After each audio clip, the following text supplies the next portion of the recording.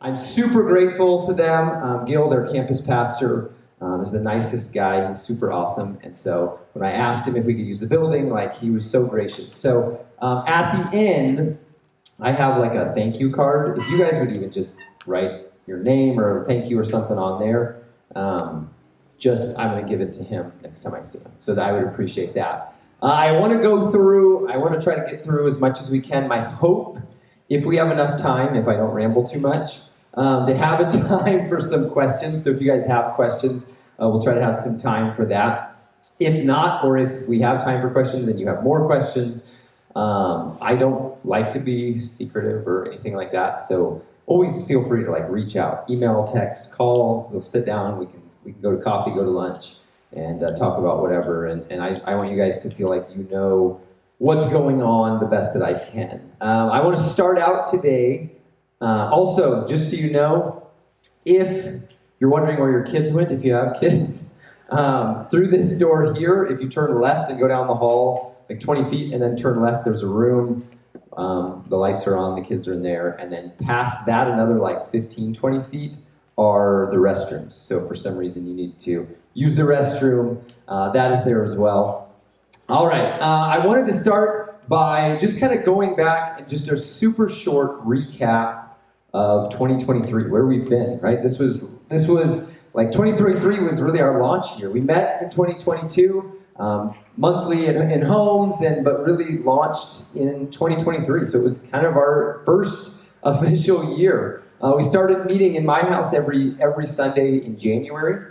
For those of you that were a part of that, I know some of you were, some of you weren't. And that was kind of our warm-up. And then February, we got into Schnepp Elementary, and we started practicing. Set up, tear down every week. Set up, tear down every week. And then March 1st was our official launch Sunday. And it was an awesome Sunday. I think we got some slides that we'll look at in just a little bit about that. It was super awesome.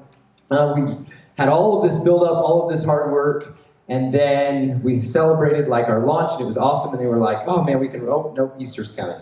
And so then we turned around a month later, did Easter, and it was an awesome year. We started the year, when we launched, we were just under about 40 people as a team. And we don't have an official membership because we would rather people be a part of Jesus's church than Story Church.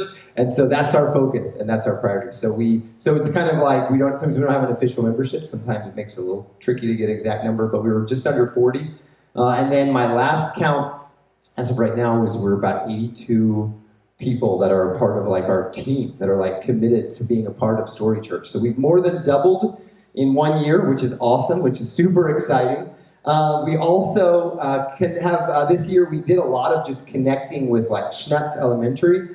Since we were there, we really wanted to pour into them. And so we have done so many things with them when they do events coming up. In fact, I'll talk about one coming up soon. But when they've done some events, we've served at some of their events to try to help them and support them and encourage them. We did a trunk or treat event in October where we actually did it for the school, which was a super huge blessing. Had about 1,000 people show up to that, which was so cool. I think almost every single one of you guys here came and worked at that, if not all of you. That was awesome. And then we just have done some other things throughout the year. I've been blessed. I've been able to be a part of the PTO and the site council, so I try to go and just make connections there and build relationships there and connections. Every month, we take breakfast to our teachers at the school. And so we just drop it off. We drop it off on a Monday so that Tuesday when they go in, they just have some quick grab and go breakfast. And so that's kind of just some of the ways that we've been able to connect with the school, which is super awesome, super exciting. Now, we also try to connect with our community. We've been a part of many of the community events, many of the things that have happened throughout Queen Creek, Spring into QC, which is coming up later in March this year. What's the one in fall? Founders Day. We had booths at Founders Day. We've tried to be just connecting with the community and trying to make some connections there. We're still continuing to grow in that and get better in that. But we've been making efforts and trying to reach out, think outside ourselves. We've done some movie nights and a game night and some different things like that, just really trying to bless Queen Creek, Santan. We've had just some incredible relationship and connection building. I just looked through everybody in this room and I'm like, man, just some fun times with everybody, and just really just a chance to grow together, to grow towards Jesus together. Our life groups, last year we multiplied from 2 to 3 life groups, and then this year, just right now as we get ready to launch life groups, or just launched one, like we even multiplied from that 3 to 4, which is awesome. Super exciting that we're continuing to grow that. That means, number one, that we have grown as a church, but number two, that people have continued to want to go to life groups, which is awesome. I mean, that's faithfulness. That's a place where I think it's so important to get deeper with Jesus and build those relationships. So that's been awesome. We had 5 baptisms last year, which was super exciting, super awesome. That's one of the biggest reasons we're here, right? Is to change lives for Jesus. And so that was super special. We just had our 6th last week, and so that's exciting. Super cool. So we've had several baptisms, lots of life change, and really I think more than anything else, that is the desire of Story Church, is to change lives. And I feel like that's the thing that we've seen God do this last 10 months, is we've seen God changing lives and impacting people and changing stories. And whether people have known Jesus and have grown deeper in a relationship with him and with others, or whether people who haven't known Jesus and had a relationship and have started that. So that's been awesome. That's just kind of briefly just some of the stuff we've done this last year, obviously a lot more. But rather than me just talking, why don't we watch a little video here?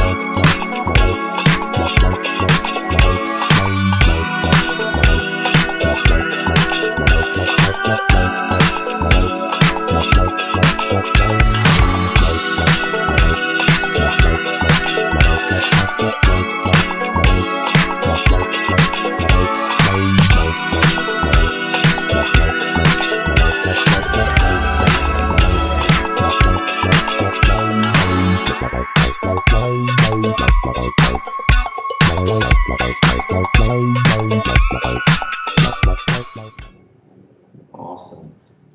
So that was just a quick glimpse. I know some of you guys were at most of those things, all of those things, maybe just a few of those things, but God really did some really cool things this past year. It was super fantastic, and I can't wait.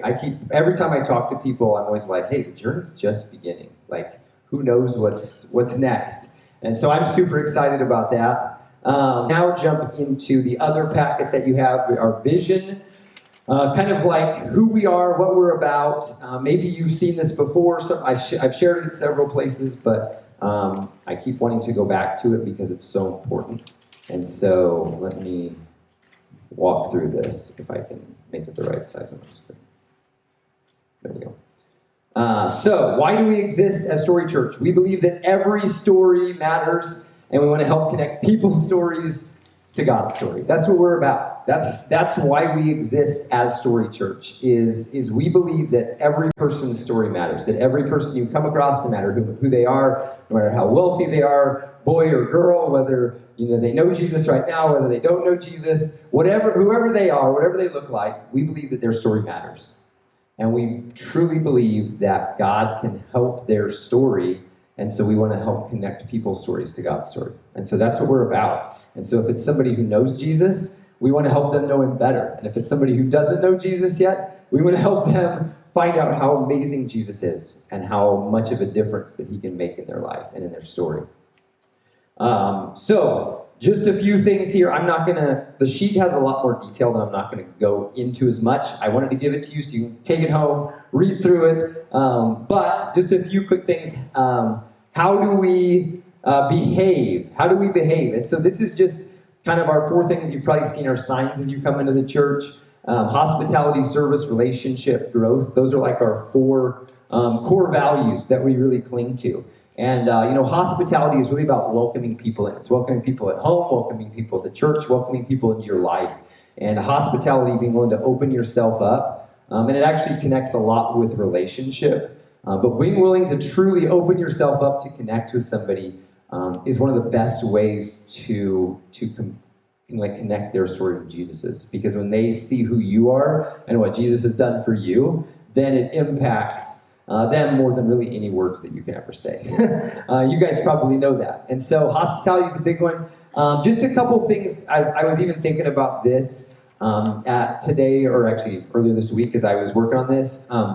With hospitality, when we're at church, this is one of those big things that's so huge. That's why we try to have really good snacks at church. That's why we try to make sure things are set up nicely and look excellent. But the biggest thing for hospitality is people, right? Of everything else. If you go to somebody's house, dirty or clean, one of the biggest things, or the biggest thing really, is people. That's the biggest impact maker on somebody's experience in a situation. It really is. And so we want to be people who welcome people in, who are great at being hospitable. And so with that, if you're serving, I try to remember, but we've kind of gotten out of the habit. If you're serving, if you wear a name tag, we have name tags. That's helpful for people to know who you are, what's your name, and it lets them know, this is somebody I can ask questions to. It's kind of weird if we all have name tags, because then it's the whole church has a name tag. But if you're serving, it's helpful to have one. Even if you're not part of the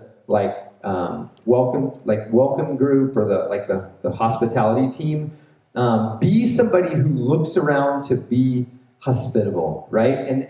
And look and see. If you see somebody that you don't recognize, go up and say hi. It doesn't take long. Just connect them. The statistics show that if they meet 7 people, their chances of returning goes up by 90%. And so if 7 of us come up, or if you're standing there talking to somebody and somebody walks by and say, hey, this is my friend, here's Audrey. That makes a difference. If they learn 7 people's names, even if they don't remember them, it increases the likelihood of them coming back. And so just things like that. If you see a mess at the church, pick it up. Make things look nice. If you see trash, just little things that, as a host, if you're hosting at your own house, what experience you want? Does something smell bad? Does something look dirty? We just want to be good hosts. Service, we want to be big at service. Obviously serving on Sundays, but even more when we do outreach events, when we reach into our community and make a difference, we want to be good at service. Serving somebody shows them that they're valuable to you. It puts them first. A relationship, again, kind of connects with hospitality, but just really actually being authentic with people and truly getting to know them. Again, story is the best way to get to know somebody. And so get to know people through story. And then lastly is growth. We want to just be people who continue to grow and are continuing to grow closer to God and grow as the people He created us to be. What do we do? That's the next page.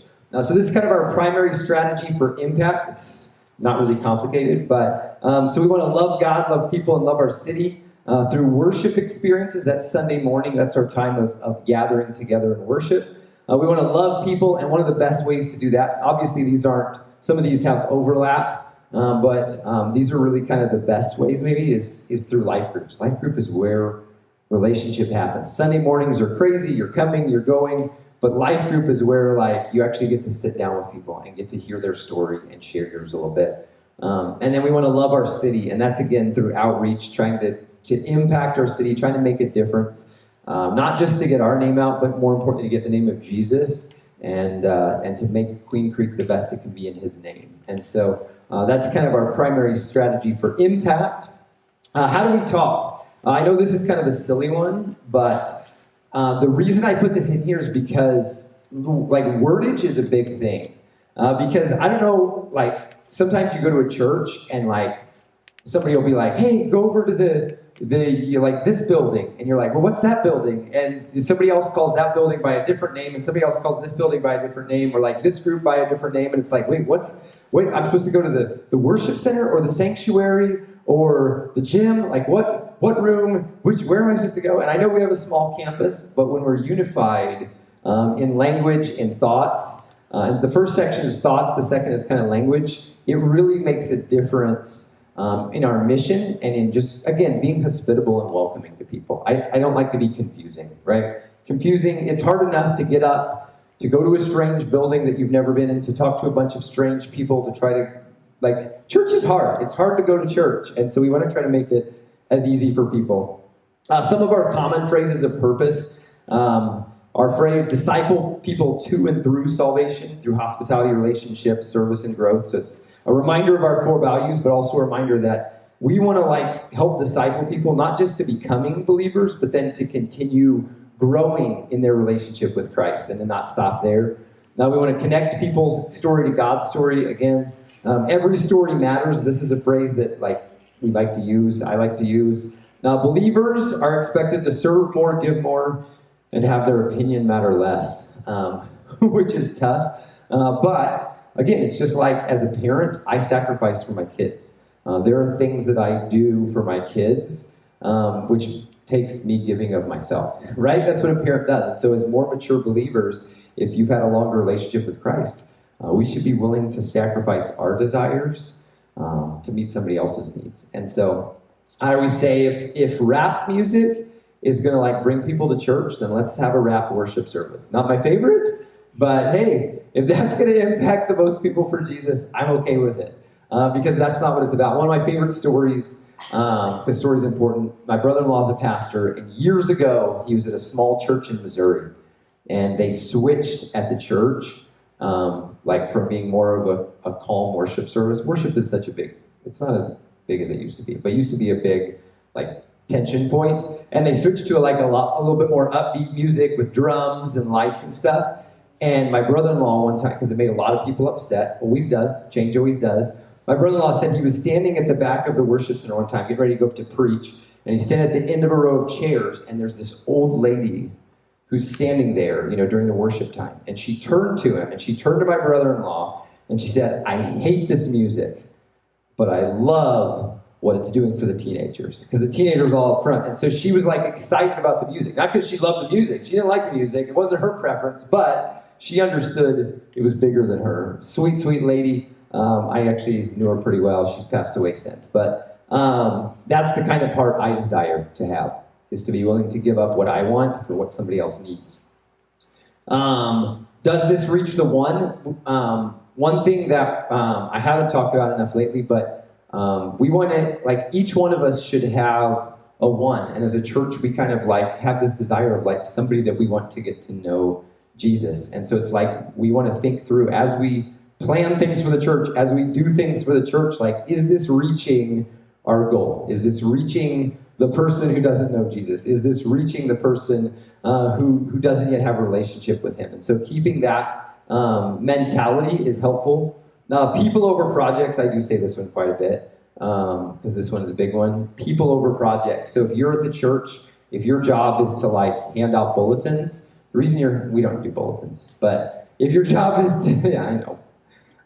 If your job is to prepare communion, let's do that. If your job is to prep communion and somebody walks in the room who's a visitor, even if you're working on communion, stop for a minute and say hi, because who are you preparing the communion for? The person, right? If your job's to check kids in, make sure that the kids are welcome and feeling, excited to be there first before you work on the project. And so just that reminder, don't get so focused on what you're doing for somebody that you actually forget about the person.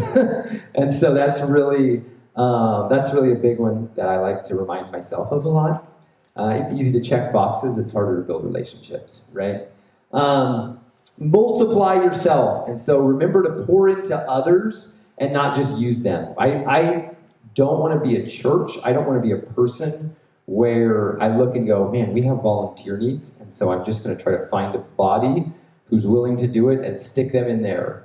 Because that's just using people, right? And so I want to help find you guys, everybody who's a part of Story Church, I want to help you find your gifts and where you're feeling called or where God wants you to serve and put you there rather than just like using you. And so that comes from getting to know somebody, finding out their gifts, and then helping them grow in them to be able to put them in a position where God wants them. And so multiply ourselves, pour into other people, don't just use them. Having common language, it's so important. So we call our gym the worship center. Just it's easy to understand for people who don't know Jesus really. We call our groups life groups. Our weekly, like midweek groups, we just call them life groups. It's just because you do life together, and so it makes sense. Not that I don't think there's any right or wrong name. This is just what we settled on. It's like, this is what we're going to call them. So when we refer to them, that's what we try to call them. We do kids ministry. I have found that older teenagers don't like the word children. They make sounds too small for them. So we try to say kids ministry as much as we can. Pastor is my title. I grew up where people called the preacher minister. That was like what I was taught. Like, oh, don't be like pastor the word pastor means shepherd. And so I grew up where it's like, no, minister, shepherd is a more different role. It really doesn't matter. And people are comfortable with the word pastor, and pastor means shepherd. And really, I feel like that's what God desires me to be, is to help lead you guys and guide you guys towards him. And so that's why pastor is easy. So that's what we stick with. Now, people who don't know Jesus, I like the word seeker because if you call somebody an unbeliever, I feel like it's more of a separating word, us versus them, and that's not our goal. We want to welcome people in so that we can pour into them and help them know Jesus better. So we try to use the word seeker. You probably are looking at some of the words going, you mess up on this all the time, Reed. But we're trying.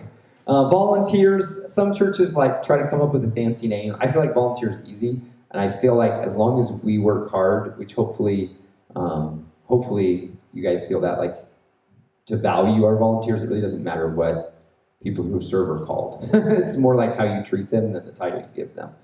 So volunteer is just easy. Shelby is our kids pastor. That's her title. And the reason we call her pastor is, again, because the word pastor just means shepherd. And that's what she does. She shepherds people. She shepherds her volunteers. She shepherds the kids. And so because of that, we want to make sure to give her the respect that her job and the responsibility that it carries deserves. And so that's why she has the title kids pastor. How do we grow? Next page. How do we grow? This is our discipleship puzzle. Actually, I'm doing pretty good on time. Which is good. So we have a 4-piece puzzle, and the reason it's a puzzle and not like a pathway or a growing circle or anything is because we really feel like there's not one that's like, you never stop growing and being a disciple, right? There's never like the finish line where you're like, I'm done, I'm good. Like, I'm good. I don't have to work on this ever again. I'm a disciple. Check that off my list and move on. And so these 4 elements are the things that we look at and go, these are what we believe really, if you want to be a full growing disciple, these are what is so important. And so it's internalize, which is like taking Christ in. It's Bible study individually with a small group, sometimes Sunday mornings, but it's this growing in Christ and like building your relationship with him. That comes through relationship. And so that's the first one. Externalize is the second one, of like how you live out what you just put into your life, right? So sometimes it's doing something different. Sometimes it's doing the same thing in a different way. And so it's like, how do I live out my faith? If I have faith, if I'm growing in Christ, how do I put that into practice? Multiply goes back to like trying to pour into somebody else, right? Especially, some of it is like helping a believer grow closer to Jesus and get to know him better, but a lot of it is pouring into somebody who doesn't know Jesus and helping, intentionally build a relationship with them, not seeing them as a project to fix, but seeing them as a person that Jesus wants to change. And so multiply, and then the last one is celebrate. We consider like Sunday morning to, in a lot of ways, be a celebration. We're worshiping God, but even then building up other times where we pause, where we celebrate what God's doing, where we've been. It's important. It's important because this is one where in my ministry I look back and there's a lot of, I don't know what you mean, there's a lot of cranky Christians out there. And I think that comes because we can try so hard to follow Jesus and work so hard. And like you just put your head down and you go in the struggle and you're like trying to be faithful and obedient and you forget to stop and go, wow, like look what God's done. Like this is amazing. Look at the change God has made in the world. Look how he's used me. Sometimes we get frustrated because we expect one thing and then God does something different, right? And so like this is a chance to like, we want to be intentional, like having times, building them in as a church and hopefully as individuals of going, hey, God didn't necessarily do what I thought he was going to do, but look what he actually did. Look how amazing that is. And so we want to make sure to recognize that. And then the last thing is it's surrounded by the border, because this is like a kid's puzzle that has the nice border around it, by God's transforming work. And we always want to remember that as much as we try to be obedient to Christ, we really can do nothing without him. It's his work, it's his power working in us that really is what brings about change and us becoming more of a disciple of him. And so that's our plan for discipleship. Last page here, no, it's the last page, second to last page, sorry. How are we healthy? And so these are things that we look at, and it's really hard because this is one of my big wrestles as the leader of a church, is going, I hate measuring because the way that actually you know you're successful is if God is changing lives, and you can't measure life change, right? You can't like, well, this person grew 12% and there's, walk with Jesus. And you can't measure that. But if you don't have something to measure and to strive for, then it's hard to lose purpose and lose focus. And so these are things that we measure, but these are not necessarily like our goals. They're measurements that we're reaching our goals, if that makes sense. So like these are indicators of success rather than the success themselves, if that makes sense. If not, you can ask me when we have question time. So Sunday attendance, we try to keep track of Sunday attendance. That's not the be-all, end-all. When Sunday is big, that's awesome. It's great. It means we can talk to more people about Jesus, but I don't just want tons of people in the room so that it feels good. So that's a sign that when we grow as a church, that's a sign that we're making a difference in people's lives, that we're inviting people to church, that people are excited about what's going on. And so that's one of the things that we do measure.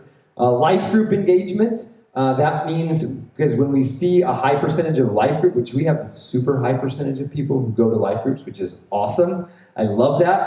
That's one of my things I'm not proud of myself, but proud of what God has done through the church. Because that's where so much like relationship and growth happens. And so again, when people are attending life group, that means they want deeper connection and they want to know more. They want to know Jesus more. They want to know people more. So we measure that. Generosity. Again, money is not the be-all, end-all, but people give, like I said earlier, people give to what they believe in. And giving is a form of worship. It's a form of recognizing what God's given to you and as worship, giving back. And so a church that's generous means not only can we keep going, but it's an indicator of the health of our people. Service, we want our people serving. Because again, that's an indicator that they're thinking outside of just themselves and their small bubble, which is hard. It's easy to get focused on yourself, but we want to have people serving all the time, both at church and again, out in the community. Salvation and baptism, again, this is life change, right? When people accept Christ as their Lord and Savior and get baptized, that's an indicator that their life has changed. And so that's one that we try to keep track of, and we celebrate that. The unsaved or seekers, I even typed it wrong there. We try to keep track of seekers. And, how many, again, this is hard because I don't walk around on a Sunday morning and go, so, what's your relationship with Jesus like? Right? But some of that is just kind of an indicator of like trying to build relationships with people, but we want to make sure that we have people coming to Story that aren't just believers. If it's all just believers, then it's just a club, right? And so we want to make sure that we are intentionally inviting and bringing and pursuing people who don't know Jesus to be around, to build relationships, because a relationship is what causes change so much. That's how God brings about change in like so many people's lives. And so most people, I think it's like 92% of people who are converted to be a follower of Jesus come through relationship. like it's a massive amount, and that's also like the percentage of people that come to church is because they're invited by somebody. And so you guys are the ones that are going to bring this about at Story Church, right? Like you are the ones that are going to bring people to Jesus, to bring people to church, to help know him better. And then lastly, we keep track of leaders. How many people do we have in leadership positions? Because again, we believe in discipleship. We want to grow people and help them take that next step. And so we want to make sure that we keep an eye on like, okay, are people doing that? Are people growing in Jesus? Are they changing? Are they stepping up to take on more leadership at the church? And then, all right, last page. This one is a big chart, but this is basically like how we develop our leaders. And so this is kind of something, my heart this year is to really be better at leadership development within Story Church. That's a big, what I tell people is that I feel like we had a baby.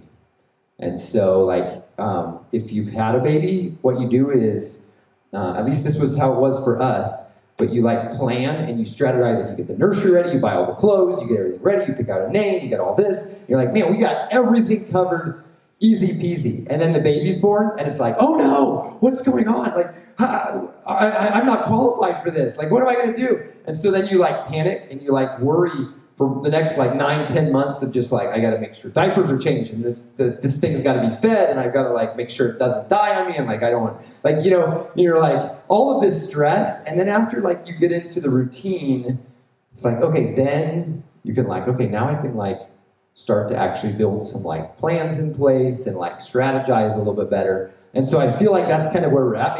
Maybe other church planners are way more on top of things than me. But that's kind of where I've been at, where it's been like, okay, it was great, it was awesome, this 10 months was amazing, but now I feel like we're at a place where like, okay, let me kind of reset a little bit and be better for you guys. And so leadership development is really one thing that I've been working on to try to get better for the church, for you guys, is trying to help build this. And so how we develop leaders, so we kind of have 4 pipeline levels. Senior leadership, we currently have a management team that's not comprised of people who are part of Story Church, because we had to set that up before we started the church, and so we didn't have anybody. And plus it's good at the beginning to have some outside feedback. We're planning over the next couple of years to try to begin making a transition from external to internal on that. But right now, like the senior leadership would be pastor, our management team, people like that, who create the vision for the church. And then I won't even go through all of these, I'll let you guys lead this through, but there's different responsibilities. So then under that is like a ministry director, like somebody over a ministry, like kids ministry or hospitality, or like a ministry like that.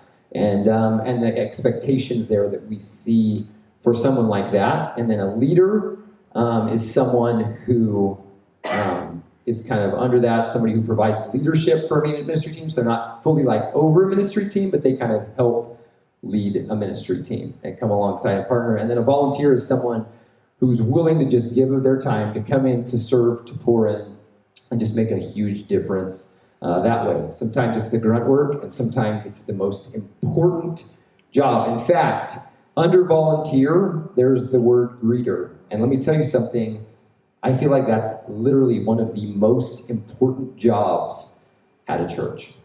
A lot of times there are like people who like nobody like even gives a second glance about it. Nobody at churches thinks about it, but like greeters, you're giving the first impression, right? You're letting someone know that you want them to be there. And so that's, just because that's lower on the pipeline does not mean it's an unimportant job. There's no unimportant roles at the church. I believe that. I'm not just giving that lip service, I promise. And so our goal is to then, how it works is, so my goal is to begin pouring into some of our like ministry director type roles. And then as I pour into them, then ask them to find someone to fill that like leader role and to begin pouring into them, doing some mentoring there. And then that leader role can then even like pour into volunteers and do some leading there. And so that's how growth happens. That's how individual change happens. So, all right. Back to my... All right, so that is the end of my vision night. Wow, I did really good on time. Yes, oh, that's right. I do have a few announcements, thank you. Just a couple things coming up. Because we're talking about vision, and these fit in the vision, a couple things. Number one, life groups. We had one start this last week on Monday, and so they're going to keep going, and they just had just the party, so you haven't actually missed any of the like study part. So if you're interested in going to that one, it's okay. It's not, even if you missed the first week, it'll be okay. Still go. That's going to be awesome. They're going through Love and Respect, a study, and it's a marriage study. It's super good. I love that book. That's one of my 2 marriage books I always give to people. So that's really great. And then Monday, Tuesday, and Thursday, we have life groups that are going to be going through Ephesians, and all of those pick up next week. If you need an address, let me know. Or you can email connect@storychurch.az, and I will email you back and let you know. So, please join the life group if you're not part of one. I think just about everybody here signed up to be a part of a life group. So, but that's just a great way to connect with people, get to know people, build relationships. So that starts one this week, the rest next week. We have students. We're going to start doing Student Fridays, and so I'm excited about this. And we're going to start, it's going to be 6th through 12th grade. It's going to be one Friday a month, the first Friday of every month from 6 to 9. And it's just going to kind of be a chance. We have a lot of teams that are awesome. And I love the fact that our culture is that our teams serve on Sundays. I think that's huge. I think for their spiritual growth, that's massive. And I love that. And I honestly don't ever want to see that change. But I also want to have a time for them to be able to get together and be able to hang out. Because when you're working and serving, you're busy, and so we want to start providing opportunities for that. So that's going to start in February the 2nd? What's the first Friday? Next Friday, a week from tomorrow. Yes. So if you have teens, let them know it's going to be at my house, 6 to 9. We're going to have fun. I'm not sure what we're going to do yet, but it'll be a blast. And we're going to talk that first one of like their ideas of like, so what do you kind of want these to look like? How do you want to, like, we're going to do different things each night. We're going to have fun. What are some things you would enjoy? Also, we have for the school, for Schnepp Elementary, they have their Spring Fling Carnival February 23rd. And so they're just doing a big carnival. It's a spring event. It's a lot of fun. And again, we want to pour into our community. And one of the best ways that we found over the course of this last year to pour into our community is to pour into the school. And it makes a difference. I've had people...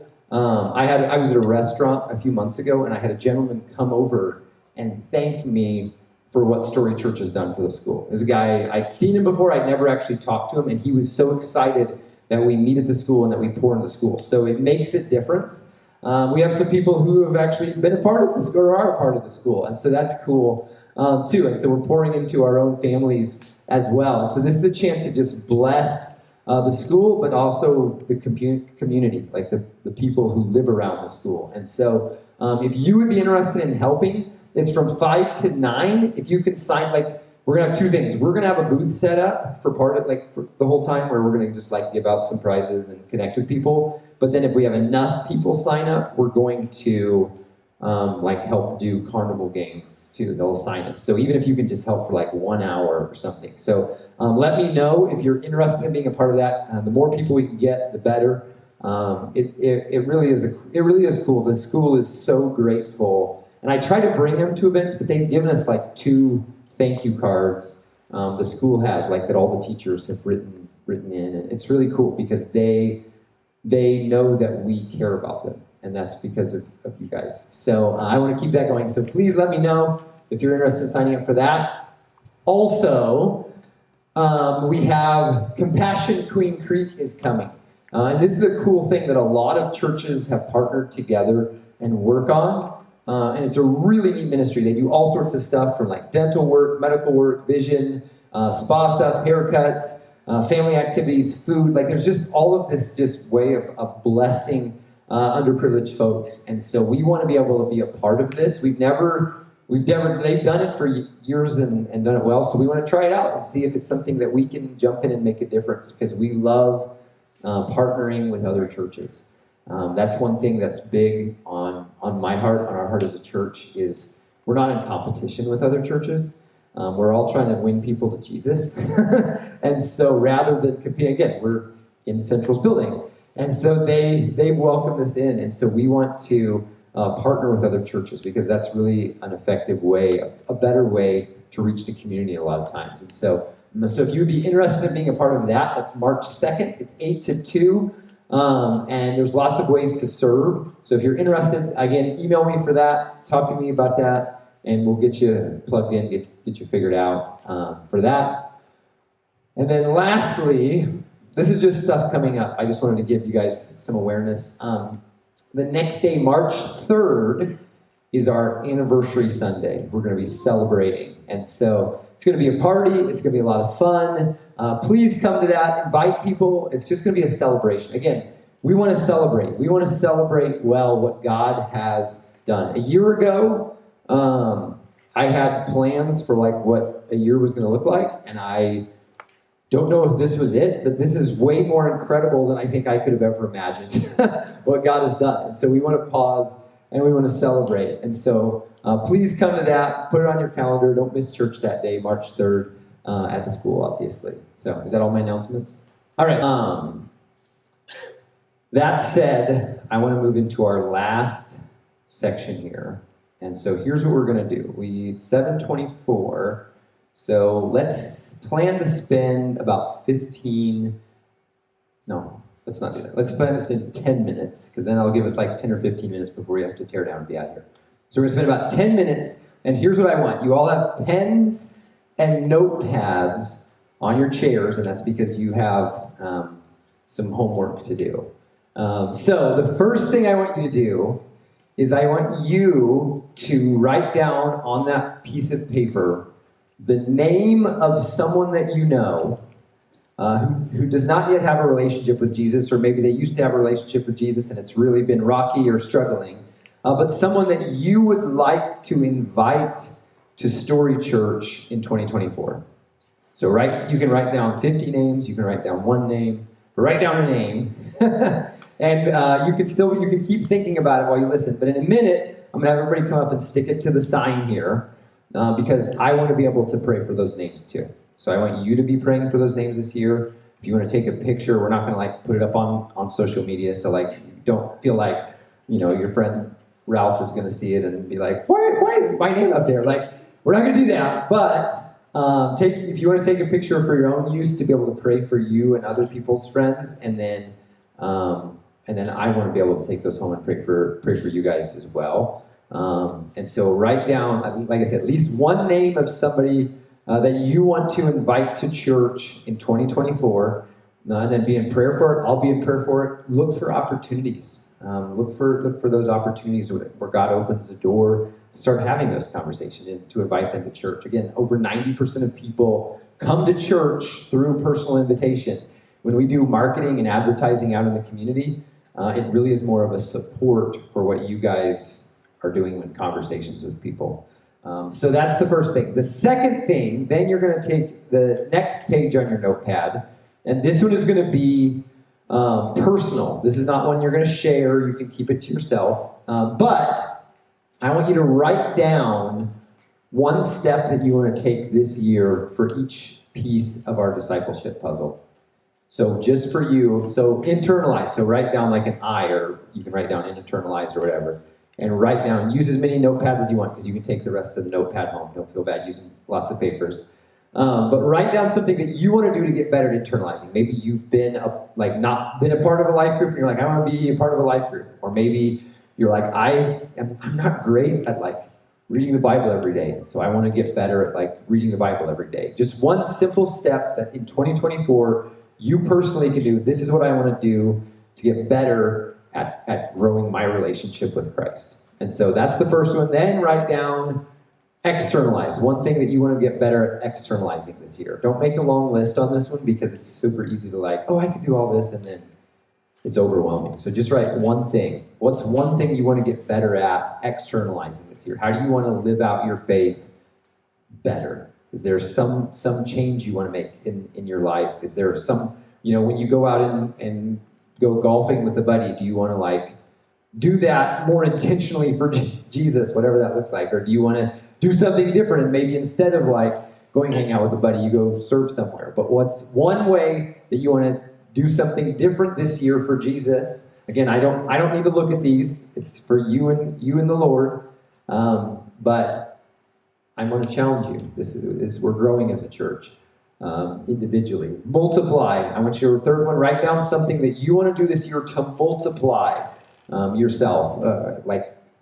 Who am I going to pour into to help them begin a relationship with Christ? Who is that person? And so you wrote down the name of a person, so maybe it's something you'll do for that person. It's I want to start meeting with them for coffee twice a month to be able to build that relationship. I want to start having them over for parties, once in a while. What are you going to do specifically to try to multiply your faith, to try to pour that into somebody else? And then lastly, celebrate. What is something you're going to do this year to intentionally celebrate what God's doing? And even if you at the end of the year, and maybe this is what you need to do, is at the end of the year is you need to plan to have a small party, and even if you look at the other three and you go, man, I tried and I failed. As long as you tried, it's God's going to use that. And so let's celebrate what God did do through me. And so write down, what are you going to do? Is it going to be a party? Or are you going to schedule times, write it on your calendar? I'm going to celebrate every month. I'm going to put this on my calendar to just have a day of rejoicing and go buy a cupcake or something. So write down all four of those. I'll give you a few minutes. You may have already done it. And then once you've written down your names, you can come stick it on the board. And then after that, for the next 5 minutes, we're just going to have some time of prayer. And I just want you guys to be able to pray. You can pray on your own. You can get together with one or two other people. You can get together in a bigger group if you want. And I just want to pray. I just want to pray as a church and pray over the names. I want to pray over the commitments that you're making right now to go, I'm going to try to make these 4 small steps for Jesus this year. So, okay, you've got just 5 minutes.